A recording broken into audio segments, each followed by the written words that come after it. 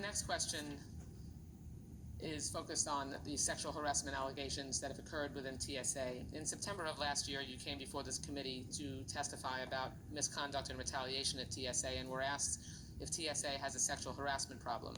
And you said, and I quote, "I believe we have employees that have violated our sexual harassment guidelines, and those employees should be held accountable."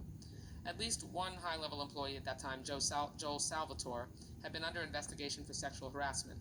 The Office of Inspection found he had committed misconduct and recommended his termination. He was not terminated. Is anyone still employed in a senior-level position at TSA who has been investigated for sexual harassment by Office of Inspection and found to have committed misconduct? To the best of my knowledge, I cannot recall anybody that falls into that category. Mr. Salvador is still employed by TSA.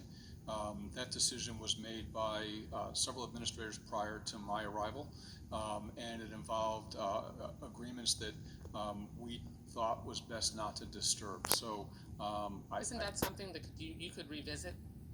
No, that decision was made and it was closed at the time, and so I do not believe I can revisit that. You said so you aren't aware of any senior level employees that have been investigated for sexual harassment by the Office of Inspection who are still working and found to have committed misconduct? None. That come to my mind sitting here in this hearing, but I will go back and check the records and we'll get back to you if there are. Okay. You said last year that you're aggressively addressing the problem of sexual harassment of TSA. What actions have you taken since September, and what changes can you share with us that have addressed this issue? We do take aggressive action whenever we have a case where there is confirmed sexual harassment. We have done a lot of training to make sure that our employees feel free to be able to report sexual harassment, because I think open and honest communications with our employees is a bedrock of a good functioning organization. What actions that would fit in the definition of aggressively addressing the problem of sexual harassment at TSA can you say that you have worked on since you became the acting administrator?